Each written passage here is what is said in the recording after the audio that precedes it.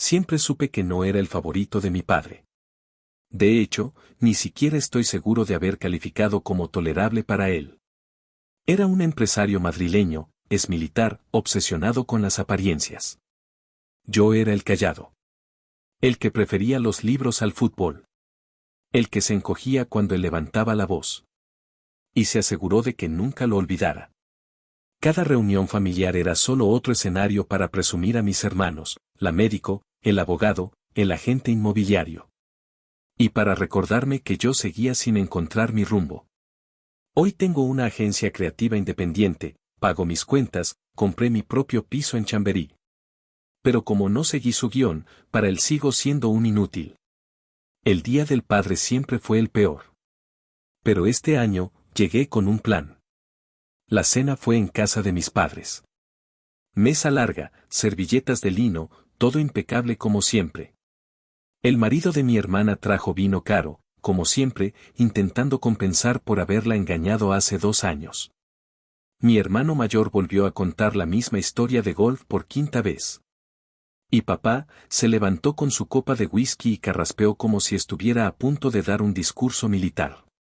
Quiero decir, empezó, lo orgulloso que estoy de todos mis hijos. Mis hermanos sonrieron. Yo me preparé. Excepto. Pausa. Sonrisa.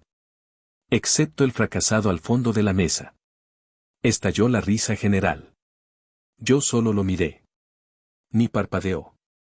Mi madre no dijo nada. Mis hermanos evitaron el contacto visual. Pero yo sonreí. Apenas un poco. Me levanté, caminé hacia él y dejé un sobre cerrado junto a su copa. Feliz Día del Padre, le dije con calma. Esto es para ti. Y me fui. Caminé entre la risa. Entre las miradas evitadas. Pasé por el silencio de una familia que nunca estuvo de mi lado. Ya en la calle, hice una llamada rápida. 10 minutos después, una grúa entró al garaje. Encima, el coche de lujo que le regalé hace 2 meses. Un Audi A8, cuero personalizado, todo lo que presumía ante sus amigos del club. El conductor me miró. Asentí. Mientras el coche era elevado, escuché la puerta mosquitera golpearse con violencia. ¿Pero qué demonios crees que estás haciendo? Entonces lo vio. ¿Y el sobre? Todavía no lo había abierto. Pero cuando lo hizo, gritó. Él arrancó el sobre como si el papel le hubiera insultado a la cara. Una sola hoja. Mecanografiada. Sin adornos. Solo hechos. Sus labios se movían mientras leía. Pero no estaba preparado para lo que escribí. Querido papá. Una vez me dijiste que nunca llegaría a hacer nada. Te equivocaste. El coche que llevas presumiendo como si fuera un trofeo, lo pagué yo. Con el dinero que gané haciendo eso que tú llamas un trabajito para blandos. Pero no era un regalo. No de verdad. Era una prueba. Una oportunidad para ver si acaso, solo acaso, me tratarías como a un hijo, y no como a tu chiste favorito. Fallaste. Públicamente. Otra vez. Así que ahora reclamo lo que es mío. No vas a pasearte en mi éxito mientras me llamas un fracaso. Feliz Día del Padre. Tu decepción. Cuando terminó de leer, toda la familia ya estaba afuera. Mi hermana tenía el rostro blanco como el mantel. Mi madre estaba congelada en el umbral. Mi hermano tenía la mandíbula colgando. Papá apretó la hoja con fuerza. Como si pudiera borrarla arrugándola. Maldito ingrato. Rugió.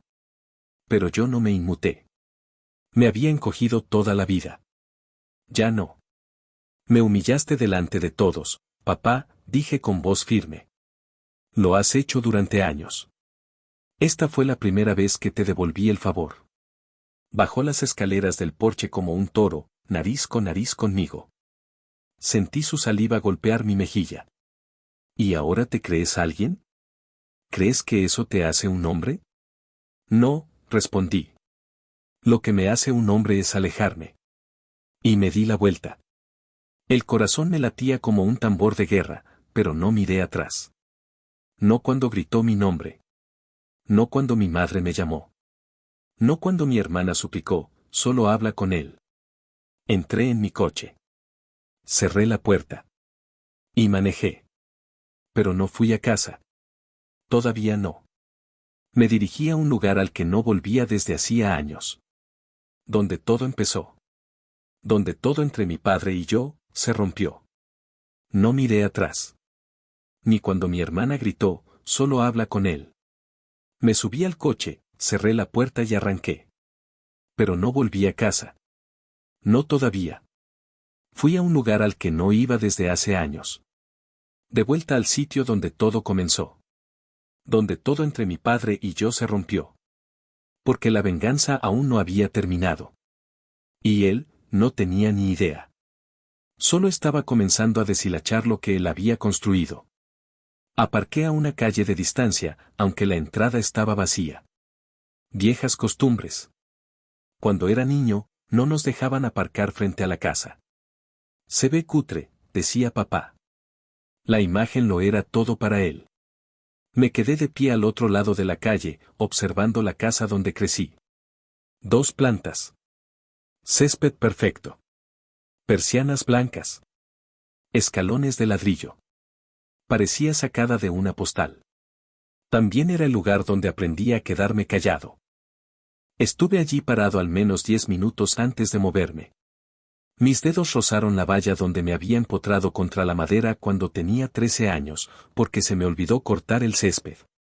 ¿Quieres ser un hombre? Gruñó entonces, clavando sus nudillos en mi clavícula. Compórtate como uno. Entonces pensé que me lo merecía. Ahora sé que no. Caminé hasta la verja lateral, la misma por donde solía escaparme cuando no podía respirar dentro. Y como si fuera memoria muscular, la salté de un solo movimiento. Detrás del garaje estaba el espacio bajo la casa. Mi escondite. Mi búnker. No había entrado allí en más de una década. Pero recordaba cada rincón. Me agaché, levanté el panel y extendí la mano a ciegas hacia la viga bajo el aislamiento. Aún estaba ahí. Una lonchera roja abollada. La saqué mientras tosía por el polvo. Dentro había un pendrive. Una copia de mi expediente escolar. Una grabadora de casete miniatura. Una foto mía, con el rostro amoratado, sosteniendo mi boletín de 10º curso. Me quedé mirando esa foto mucho tiempo. Aquella noche, llegué a casa con todo sobresaliente. Mi padre me arrancó el boletín de las manos. Seguro que hiciste trampa. Intenté discutir. Me agarró del brazo y me estrelló contra la pared. Mi madre no dijo nada. Mi hermano se rió. Esa foto, la tomé yo mismo frente al espejo, antes de dormir. Solo para recordarme que sí pasó. Que no me lo inventé. Tenía 15 años. Y esa noche, juré no olvidarlo nunca. Esa noche juré que nunca lo olvidaría. Y ahora estaba listo para asegurarme de que él tampoco lo hiciera jamás. Deslicé el pendrive en el bolsillo de mi chaqueta. Tenía algo que él enterró hace años. Algo que no sabía que yo conservaba. Una grabación suya. En su peor versión. No solo rompería su imagen. La enterraría. Él no tenía idea de que había estado documentando todo. Porque a veces, la mejor venganza no es gritar de vuelta. A veces, es esperar lo suficiente para que griten al ver su propio reflejo. Estaba sentado en mi piso, 2:14 de la madrugada. La nevera zumbaba. La ciudad allá afuera seguía viva, respirando. Pero dentro, el aire estaba denso. Silencioso. Como antes de una tormenta. No había abierto ese pendrive en años. No desde que lo respaldé 3 veces, una en la nube, otra en un móvil desechable escondido en una caja de zapatos y una más enviada por correo a mí mismo, en sobresellado. Porque lo que había ahí iba a calcinar la fachada perfecta que mi padre había construido como una fortaleza. Lo conecté. Las carpetas se abrieron como heridas viejas. // audio // fotos // documentos // Empecé con el audio. Había 7 archivos. Hice clic en el primero. En esta casa no me hablas así, chaval. Comes mi comida, duermes bajo mi techo y aún así te comportas como un maldito fracaso. Hubiera sido mejor criar a un perro. Su voz. A través del micrófono desgastado de la grabadora que escondía en el bolsillo de mi sudadera. Cerré los ojos. Y lo dejé sonar. Todo. Los gritos. Las amenazas. El día que me gritó que hiciera las maletas porque lloré tras romperme el portátil. Tenía 16 años. Dijo que las lágrimas eran para nenas y fracasados. El segundo archivo fue peor. Había dejado la grabadora en el salón tras una pelea. Es débil, Elena. Lo malcrías. Por eso es blando. La voz baja de mi madre. Es tu hijo. No se parece en nada a mí. Y eso me da miedo. Esa frase. Se me había olvidado. Pero al escucharla otra vez. Fue un puñal. No solo estaba enfadado porque yo era diferente. Le aterraba tener un hijo que no podía controlar. Esa línea, la había olvidado. Pero escucharla de nuevo. Golpeó diferente. Él no solo estaba enfadado porque yo era distinto. Le aterraba tener un hijo al que no podía controlar. Pasé a la carpeta /diagonal documentos /diagonal. Escaneos de sus diarios antiguos, los encontré en el desván cuando tenía 17 años. Los había escondido, pero me pasé todo un verano leyéndolos. Divagaciones paranoicas. Rabietas sobre cómo la gente le debía respeto. Notas sobre mis boletines escolares, pero nunca sobre los de mi hermano. Círculos rojos en cada nota que no era una A. Y una entrada que me heló la sangre. Si alguna vez se sale del camino como adulto, le quitaré todo. No está hecho para sobrevivir como yo. Escribió eso cuando yo tenía 12 años. No sé si fue una amenaza o una profecía. Pero sí sabía esto. Me había subestimado toda su maldita vida. Y ahora, tenía todo lo necesario para prender fuego a su reputación dorada. Las grabaciones. Los diarios. La foto. Y pronto, el golpe final.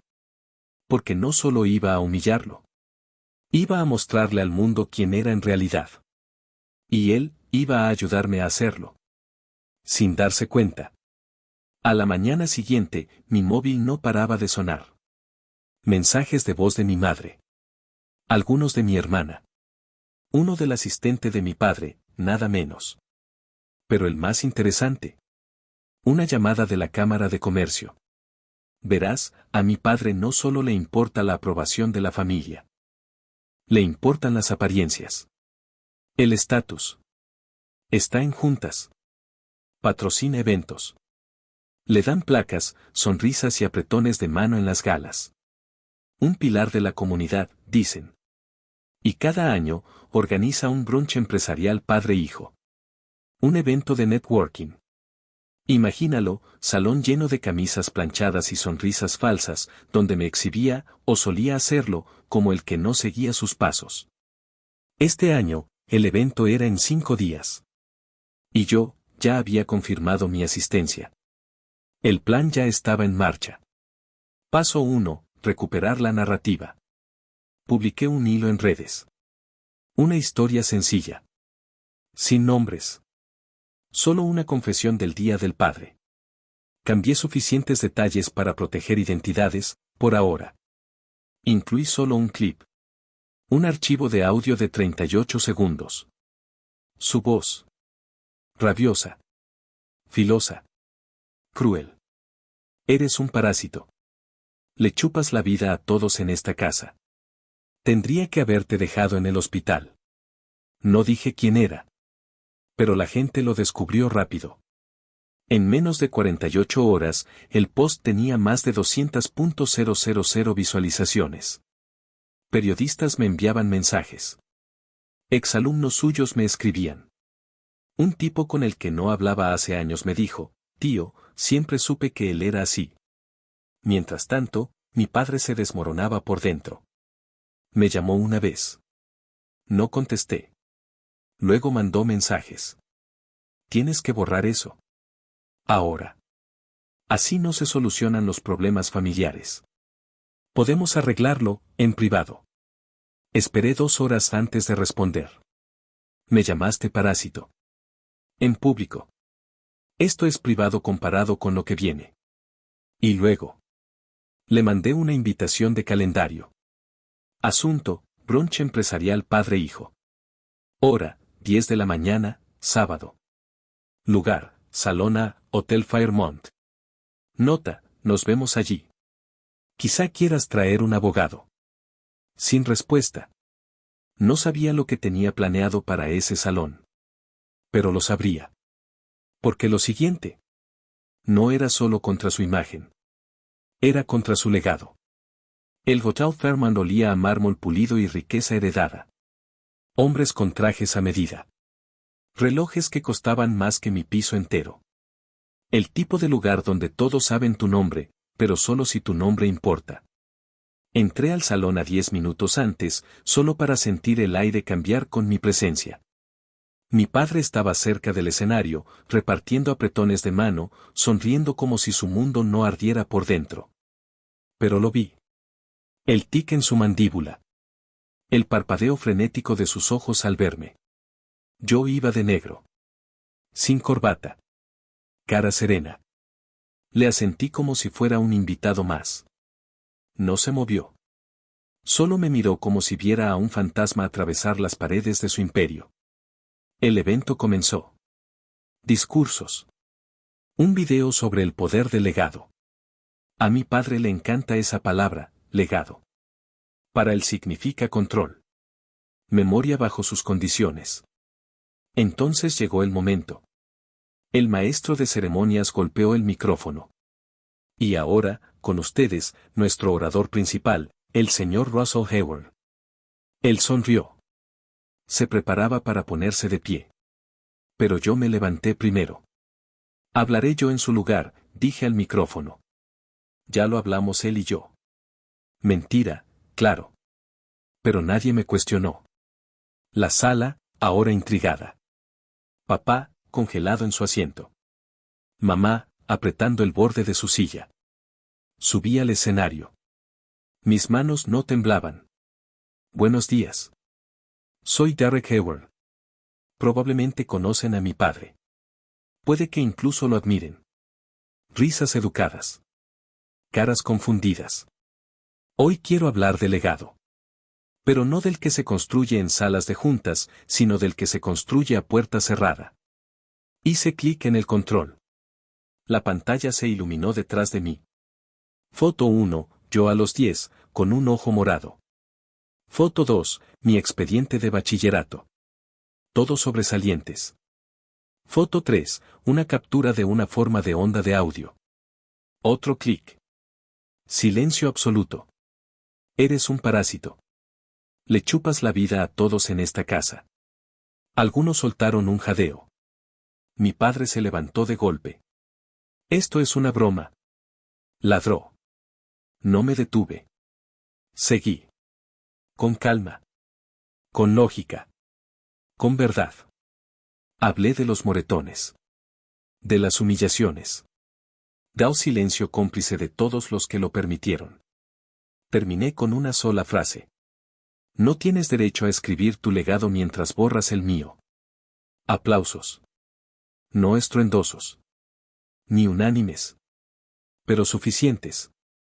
Él intentó subir al escenario como una furia descontrolada. Seguridad lo interceptó. Gritaba que yo estaba loco. Que era un mentiroso. Una vergüenza. Pero por primera vez. Vi algo nuevo en los ojos del público. Gente que no le creía. Bajé del escenario, pasé junto a él y le susurré al oído. Esto fue la versión suave. Y me fui. Dejé su imperio de mentiras tambaleándose, sobre cerillas encendidas. Al día siguiente, recibí una notificación. Carta certificada. Sobre grueso. En la parte superior, en negrita. Se hace en desest. De parte de los abogados de mi padre. Me acusaba de difamación. Acoso. Daño emocional. Asesinato intencional de carácter. Solté una carcajada al leerlo. El hombre que me llamó débil toda la vida, ahora me lanzaba papeles como si fueran escudos. Pero yo estaba preparado. Semanas atrás, ya había contratado. Semanas antes, ya había contratado a un abogado. Un tipo implacable pero tranquilo. De esos que usan gafas caras y dicen frases como: deja que ellos ataquen primero. Leyó la carta y asintió. Están faroleando. Quieren asustarte para que te calles. Luego me miró, con una ceja levantada. Pero la pregunta es, ¿quieres hacer más ruido? Y sí. Lo quería. Porque mi padre no pensaba retroceder. Ese mismo día, fue a una emisora de radio local. Contó una historia patética sobre cómo ser padre no siempre es fácil y los hijos pueden ser ingratos, incluso después de darles todo. No dijo mi nombre. Pero el tono, las indirectas, el momento. Todos sabían que hablaba de mí. Luego vino el artículo anónimo en el periódico local. Seguro que lo escribió su asistente. Me llamaba víctima autoproclamada. Me acusaba de usar el trauma como arma para ganar atención. Decía que yo intentaba cancelar a un hombre que había dedicado su vida a ayudar a los jóvenes. Los comentarios fueron brutales. Algunos extraños le creyeron. Dijeron que estaba sacando trapos sucios. Que esto debía quedarse en familia. Pero otros empezaron a contar sus propias historias. Entrenó a mi hijo y lo llamó gordo delante del equipo. Le dijo a mi hija que no era lo bastante lista para estudiar derecho. Me agarró del brazo cuando intenté irme antes de tiempo. Como si se hubieran abierto las compuertas. El hombre detrás de la máscara. No solo era un mal padre. Era un matón. Y la gente tenía pruebas. Pero no había terminado. Aún le quedaba una jugada. Y yo no lo sabía. Pero estaba a punto de ir tras la única persona que realmente amé. Mi madre. Llovía cuando apareció. Mi madre. En mi puerta. Sin paraguas. Cabello empapado. Manos temblorosas, no por frío, sino por otra cosa. No llamó antes. Solo tocó el timbre, como si ésta siguiera siendo su casa. Como si yo aún fuera su hijo de la forma en que ella deseaba. La dejé entrar. No se sentó. Se quedó en medio de mi cocina, chorreando agua sobre las baldosas. Sus ojos iban de un lado a otro, como buscando por cuál ventana escapar. Finalmente, habló. Ya has hecho tu punto. Su mandíbula se tensó. ¿De verdad hice mi punto? Exhaló como si hubiera estado conteniéndolo toda la vida. Tu padre, se está desmoronando. El bufete está revisando su conducta. Podría perderlo todo. Bien, dije. Su voz se quebró. ¿Y nosotros? ¿Nosotros? Me reí, corto y amargo. No existe un nosotros desde el día que lo viste lanzarme una silla, y no dijiste nada. Eso fue hace mucho tiempo. Di un paso al frente. Y aún así, no hiciste nada. Se estremeció. No de miedo. De culpa. No sabía cómo detenerlo. No, le dije. Solo sabías cómo mantenerte lo bastante cerca, para que no te tocara a ti. El silencio fue un grito. Entonces, metió la mano en su bolso. Sacó un sobre. Me resultaba familiar. Igual al que usé para la carta del Día del Padre. Solo que este tenía mi nombre. Lo abrí lentamente. Dentro, una carta manuscrita. Con su caligrafía. Pero no estaba dirigida a mí. Era para un juez. Una declaración de carácter. En defensa de mi padre. Firmada 2 días antes. Lo llamaba figura paterna fuerte, malinterpretado y atacado injustamente por un hijo con décadas de heridas emocionales no resueltas. La garganta se me cerró. ¿Tú escribiste esto? Sus ojos se llenaron de lágrimas. Dijo que me quitaría todo, si no lo hacía. Parpadeé. Entonces déjalo. Que se lo lleve todo. Ya te llevó a mí. Se tapó la boca y rompió en llanto. Pero no la abracé. No la consolé. Porque esa carta fue una elección. Y por primera vez en mi vida, no la vi como una víctima. La vi como una cómplice. Ella no solo miró cómo él me rompía. Ella le sostuvo la puerta abierta. No dormí esa noche. La carta se quedó en la encimera, mirándome como una traición final. Su letra era limpia, incluso hermosa, como si la mentira necesitara parecer bella para que la creyeran. Ella lo eligió. Incluso cuando él le colgó la seguridad financiera como una correa. Ella misma se la apretó al cuello. Y al mío. Pero ese dolor me dio algo que no esperaba. Me aclaró la mente. La venganza ya no se trataba de rabia. Se trataba de remoción. Así que abrí la última carpeta del pendrive, seguro. Dentro había fotos. Capturas de pantalla. Correos. Facturas. Todo ligado a un solo nombre. Proyecto North Valley. Una ONG. O eso decía. Empoderamiento juvenil a través del mentorazgo. Fundada por mi padre hace 3 años. Patrocinada por grandes empresas. Artículos halagadores. Fotos con alcaldes. Solo que, no era real. El programa no existía. El edificio era un trastero subarrendado. La junta directiva eran sus amigos del golf y viejos compañeros de fraternidad. ¿Y los fondos? Bueno, resulta que la caridad es el lugar perfecto para lavar dinero. ¿Ese BMW de lujo que presumía? Comprado a nombre de North Valley. Tenía todo. Recibos. Facturas falsas. Registros de IP de correos donde falsificaba firmas digitales. Y lo envié a 3 sitios. Una periodista local que ya estaba oliendo la historia. Un bufete que se especializa en corrupción en ONGs. La agencia tributaria. Luego publiqué los documentos en mis redes. Con una sola frase. Solo puedes llamarte padre si le dejas a tu hijo algo más que traumas y mentiras. En menos de 24 horas, su mundo se derrumbó. Salieron los artículos. Titulares explosivos. El público que antes le aplaudía, ahora pedía justicia. Los patrocinadores se retiraron.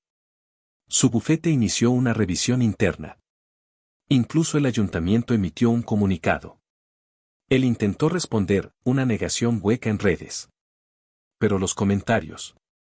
Furiosos. ¿Este es el hombre al que tu hijo temía? Curioso que tu hijo tenga pruebas, y tú solo tengas excusas. Destruiste tu familia por tu ego. Al tercer día, me dijeron que se encerró en su despacho. Al quinto. Renunció. Sin anuncio. Sin carta de despedida. Solo, desapareció. Pero aún no había terminado. Porque quedaba una última verdad. Algo que no había contado. Ni a él. Ni a mi madre. Ni siquiera a la prensa. Y esa revelación final. Iba a borrar su nombre para siempre. El día después de su renuncia, le envié una última carta. Sin remitente. Dentro, una foto. Él. Sosteniéndome. Yo tenía 4 años. Lloraba. Él sonreía, para la cámara. ¿Pero qué hacía esta foto distinta? No era mía. Venía de ella. La mujer con la que tenía otra familia. Creía que nadie sabía. Pero yo sí. La conocí por accidente hace 2 años. Me lo contó todo, como él la mantenía en secreto, como tenía otro hijo que jamás reconoció públicamente. Les compró una casa. Pagó al contado. Mientras yo me endeudaba con préstamos estudiantiles. Nunca dije nada, hasta ahora. Con la foto, incluí una sola línea. Por fin conocí a mi hermano. Y gracias a Dios, no se parece nada a ti. También mandé copias de la foto y la historia a la prensa. El segundo escándalo golpeó más fuerte que el primero. ¿Legado? Aniquilado. ¿Su esposa, mi madre? Se fue. ¿Sus amigos? Silencio. ¿Su imperio? Cenizas. ¿Y yo? Por fin dormí tranquilo. No porque obtuve venganza, sino porque dejé de buscar su aprobación. Siempre quiso dejar un nombre que todos recordaran. Y lo hizo. Solo que no, por las razones que esperaba.